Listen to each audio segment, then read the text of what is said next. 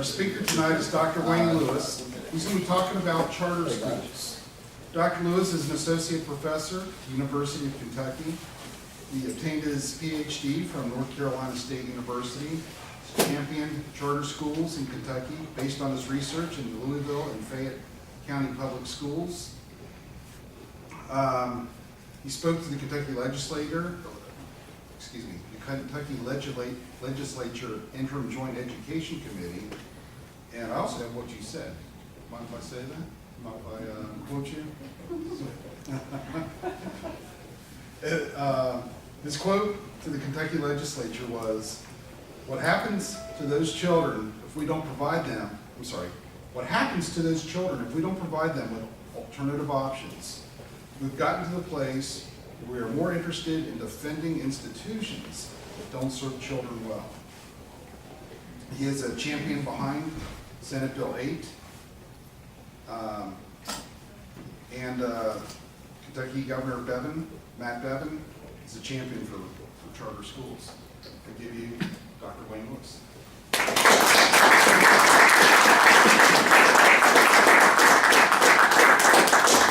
evening, everyone. Good evening. I'm really happy to be here. Thank you so much for the invitation. So I've, since January, had the opportunity to work in the Kentucky Education Workforce and Development Cabinet.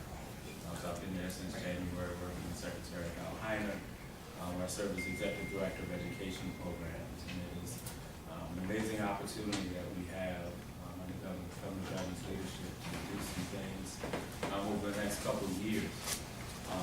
I am a native, actually, of New Orleans, Louisiana. I've been in Kentucky since 2009, but born and raised in the city of New Orleans. I left after college, went to college at Loyola University of New Orleans, went to Ohio, to do graduate work, and that's where I met my wife. Met my wife there and then moved her back down to New Orleans. And we both went into education. So I started my career in education as a public school teacher.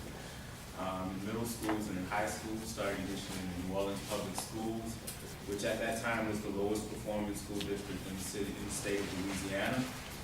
Taught there for a little while and then moved to the St. Charles Parish Public Schools, which at that time was the highest performing district in the state of Louisiana. And so had the opportunity to teach in school districts that were less than 10 miles apart, but were like night and day. And that was an amazing opportunity for me to be able to see the difference in those districts and differences in the opportunities that kids had, not just to get a great education, but to get a great start on life. We taught in the New Orleans area until 2005 when Hurricane Katrina hit, and then we subsequently relocated to Raleigh, North Carolina. So I taught in the Wake County Public Schools in Raleigh, and was there until 2009 when the University of Kentucky recruited me to come to Lexington. So now we live right outside of Lexington in Woodford County. My wife and I, now almost 13 years, and our little girl who is just about 15 months old. Yeah, so we're having a good time right now. I actually got interested in charter schools and in school choice in graduate school. Wasn't from my professional teaching career in K-12 schools.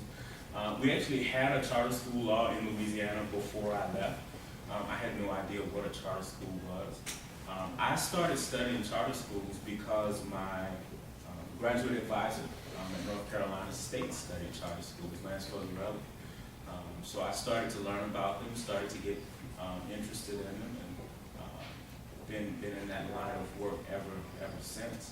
To be perfectly honest with you, when I first started studying them, I studied them only from the perspective of a researcher and not as an advocate, but became an advocate over time for high-quality public charter schools as I learned what they could mean for kids.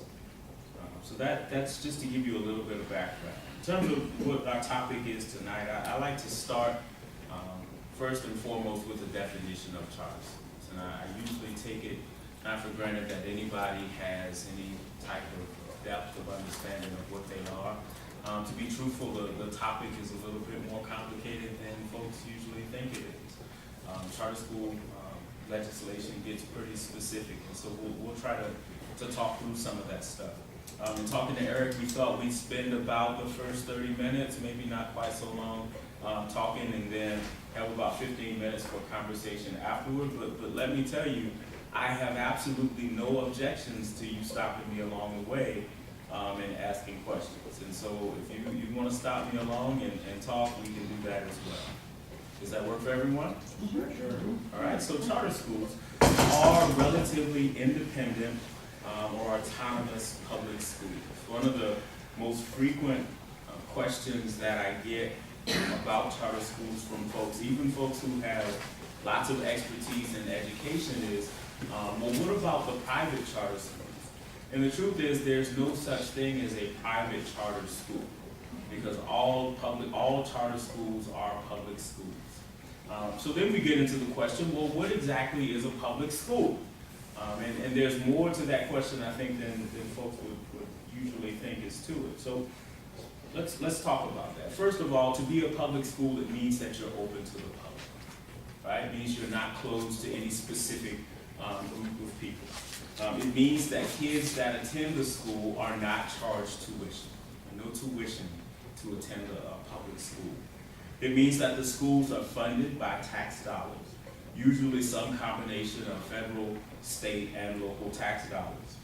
And it means through some type of accountability mechanism, the schools are held accountable to the public.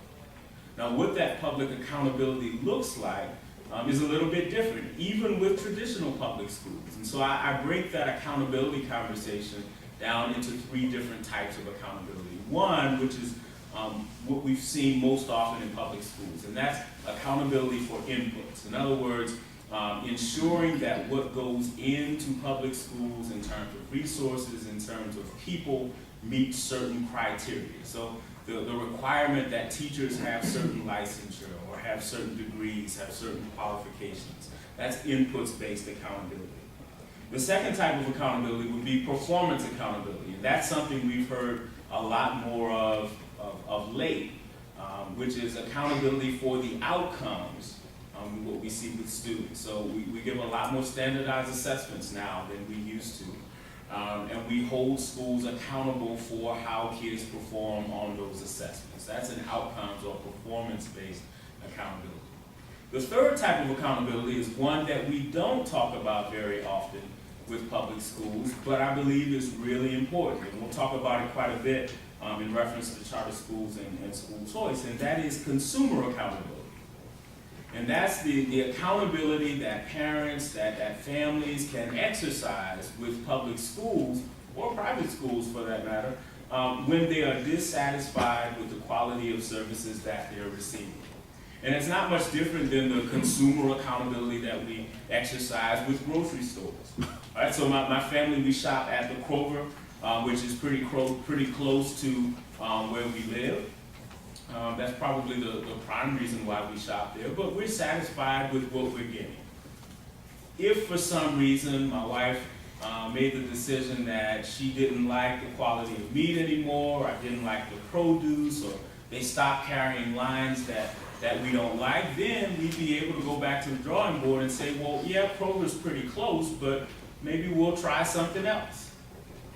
We stop spending our dollars at Kroger and we go spend them at another place. That would be us exercising consumer accountability. Well, the same thing works with schools, or it can work, I would say it ought to work with schools, and that if parents, if families, if kids are dissatisfied with the quality of education services that they're receiving, either because it's poor quality services or it's just not in line with what a family wants for their children, then I would suggest that parents, families ought to have the opportunity to make a different decision about where their kids attend school. That's consumer accountability. We don't talk about that a whole lot with traditional public schools, because with traditional public schools, most kids attend schools based on neighborhood boundaries. Right? So usually an elementary school, a middle school, or a high school has lines drawn on a map, and if you live in a particular area, then you know what school you're going to attend, and you don't get a whole lot of choice with respect to that. So charter schools, every single one of them meet those criteria. Charter schools are open to the public. Charter schools don't charge tuition to kids. Charter schools are funded by tax dollars, and charter schools are held accountable from some type of mechanism to the public, usually with a greater emphasis on performance accountability and consumer accountability. Yes, sir. I have a question. You said they're federally funded. Isn't there guidelines? Federal money's coming? Yes, sir. The federal funds that charter schools receive, most of those federal funds, the same federal funds that traditional public schools receive. In addition to those funds, though, through the Elementary and Secondary Education Act, now the latest reauthorization, the Every Student Succeeds Act, there is a special charter schools program through which states and school districts can get funds. Charter schools can obtain funds. Yes. So all three, federal, state, and local dollars typically go to support charter schools and traditional public schools. Yes, sir. Are there any charter schools in Northern Kentucky? There are no charter schools in Kentucky. Ah, No charter schools in Kentucky. So there is not a charter school law in Kentucky. One of the things we've been trying to do as advocates of high quality public charter schools in Kentucky, at least for maybe the last 6, 7 years, maybe even beyond, is to pass legislation in the Kentucky General Assembly that would allow for the establishment of charter schools. Is the KEA against this? KEA is absolutely against it. They're probably the biggest opponent of charter schools. And we'll talk a little bit about the politics of it and why KEA is against it for sure before we're done. Great questions. Other questions? Okay, so why charter schools?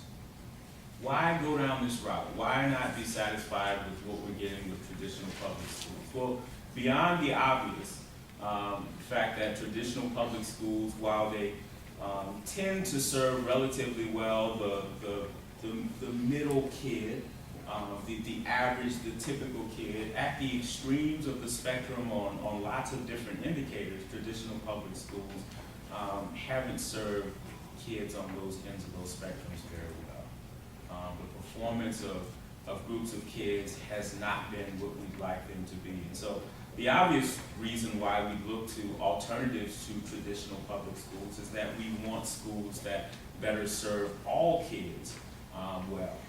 Beyond that, though, there's this idea with site-based management theory that decision-making and governance in schools is better when made closer to the ground than further away from the school. So a big part of understanding charter schools is that decision-making is at the local school level. In traditional public schools, that's typically not the case. While the principal of a school, and in Kentucky, the School-Based Decision-Making Council, has a significant amount of decision-making power, decision-making authority, there are lots of decisions that are made at the school district level.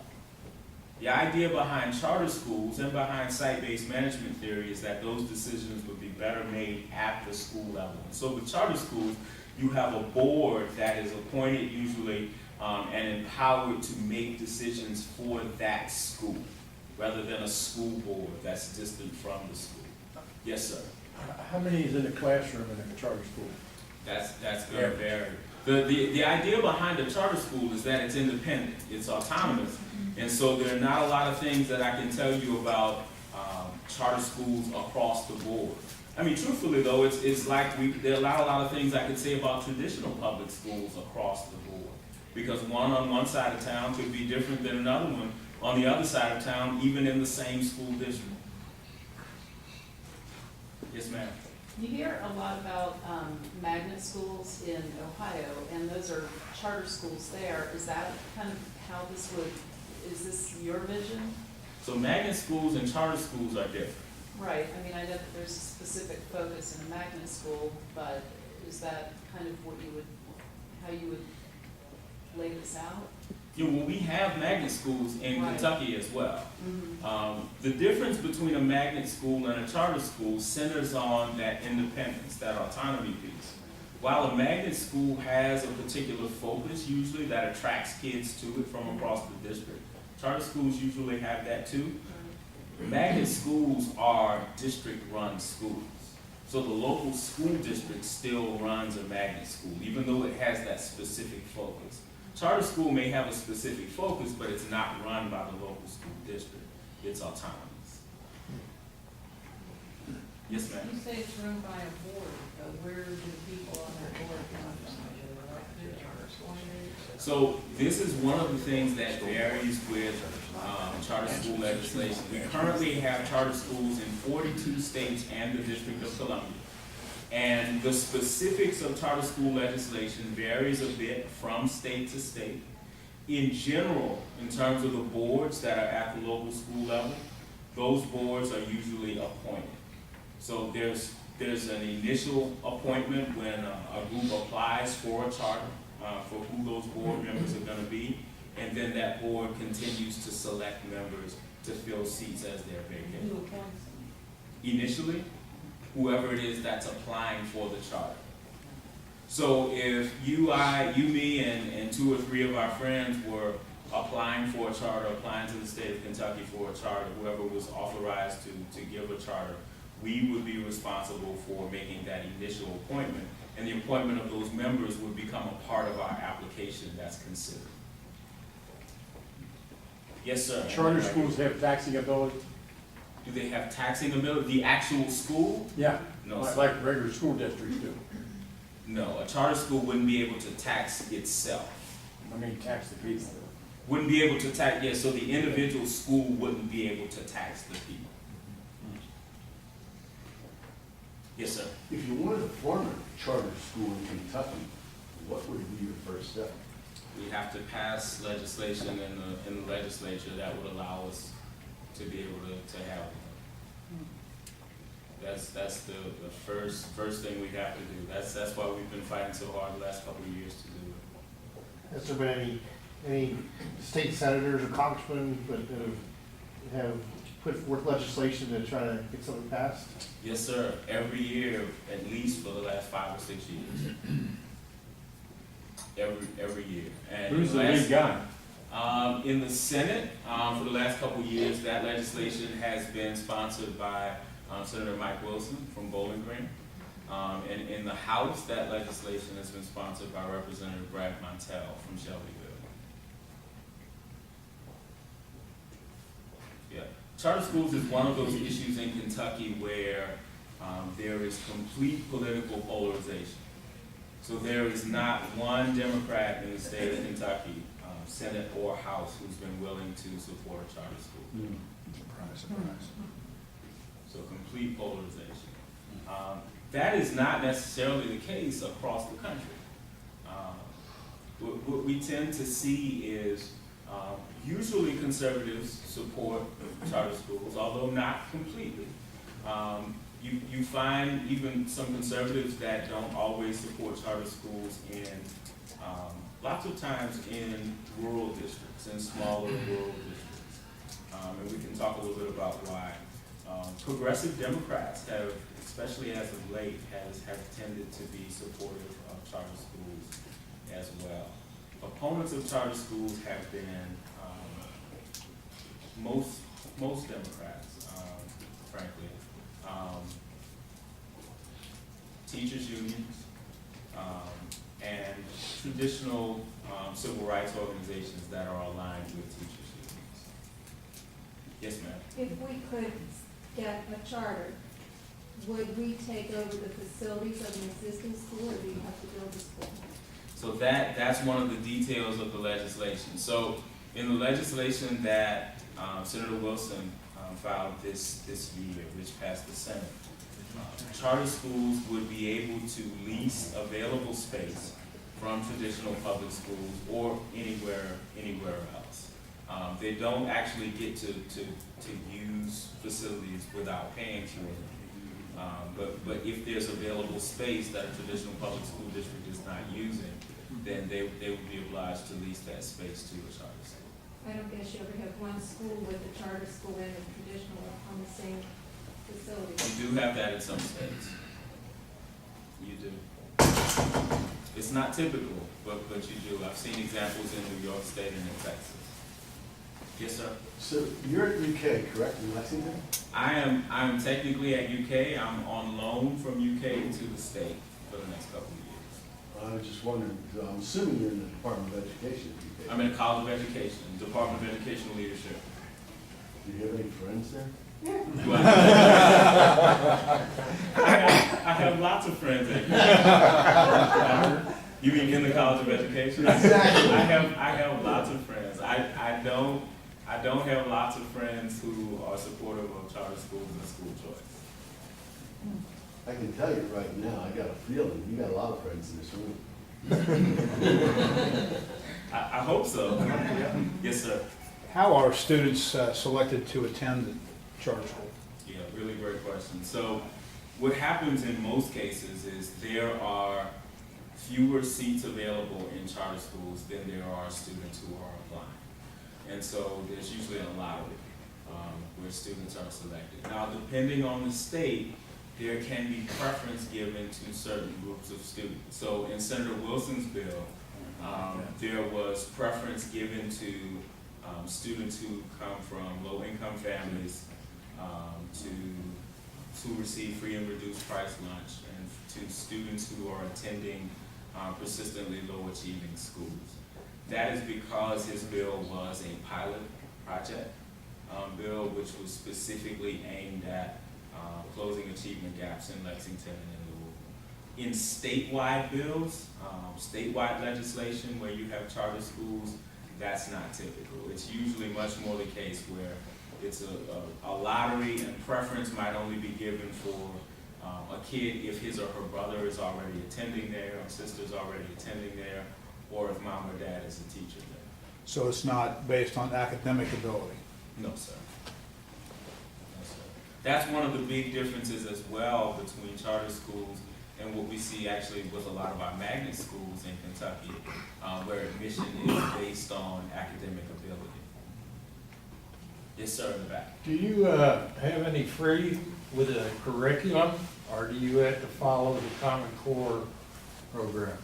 Well, what typically happens with charter school legislation is the curriculum, because it's a public school, is the same curriculum as other public schools. And charter schools typically do have to participate in the same assessment and accountability system that other public schools have to participate in. Yes, I sir. read a study where it said that homeschool got way higher grades than charter schools. Yeah, I would be interested in seeing that. I'm not saying it's on the not internet. possible. One of the things that would make that kind of study to do, it'd be difficult to do that type of study because it's not often that homeschool kids take all of the same assessments that public school kids take. This was in a particular state, and I forget which one it was, out west. Might have been California, I don't know. Yeah, I'm not saying it's not true, and it doesn't sound like it's surprising to me. Yes, sir. And then over here, I'm sorry, I didn't want to forget about you. What's the chance of getting rid of Common Core? Well, that's a little bit off of what I was going to talk about, but the chances of getting rid of Common Core in Kentucky this legislative session, probably pretty slim. Probably pretty slim. That's the first thing we need to do. First step. Well, I mean, that's a matter of opinion. I would say that there are two equally important issues. Yes, ma'am. Are you gonna tell us why you think we should have charter schools? I am. I absolutely am. I think what the speaker's learning is this group loves to ask questions. So when he first said, I'll open it up to questions, I thought, oh my goodness, he doesn't know this group. I don't mind it at all. Okay. I don't mind it at all. So I'll go back to where we started. The first piece on why charter schools are a good idea, why I believe charter schools are a good idea, was the site-based management theory piece that I gave. Having decision-making occur closer to the ground. The second is this exchange for autonomy exchange between autonomy and higher standards of accountability. So the theory behind charter schools is that you remove some of the strings that are attached, some of the rules that local school districts impose on schools. Remove some of those, give schools increased flexibility, increased freedom, and in exchange for that, you hold them to a higher standard in academic accountability. In states that have written really strong charter school laws, they've included what we call even automatic closure provisions, meaning in exchange for saying you have greater flexibility and freedom at the school level, if you don't perform to this level that we've said, that you specified in your charter for 3 consecutive years, then you have no choice but to close. So that is appealing to me. As somebody who personally holding people accountable for results, for performance, that appeals to me. And I think it's an area where we've been lacking with traditional public schools. And there are a few other reasons. One is the idea that competition improves the performance of schools, whether those would be traditional public schools or charter schools. And so no kid is ever assigned to attend a charter school. As I said before, in most cases there are fewer seats available than there are applications. So the only kids that are going to charter schools are kids whose parents who've decided, I want my kid to be there. That sets up a situation in a district, even if you only have a few charter schools, where schools are forced to compete for kids. Because schools only get funded based on the number of kids that are attending them. If there's a school district, and there are no charters, there are no other public school options in the district, they're the only show in town, they don't have to compete for those kids. And so the idea is that by having competition, everybody would have to raise their game. Then this is really fundamental for me, probably the most fundamental piece for me, is the belief that parents ought to have the ability to make school and program decisions for their kids. And not that school district administrators or state level administrators would make those decisions for parents on their own. I believe that I'm best suited to decide where my kid ought to go to school. And I don't think a superintendent or a school board knows better than me what's best for my kid. So that's kind of my case for why I think we should be doing more charter schools. Not only more charter schools, but I understand I can talk before we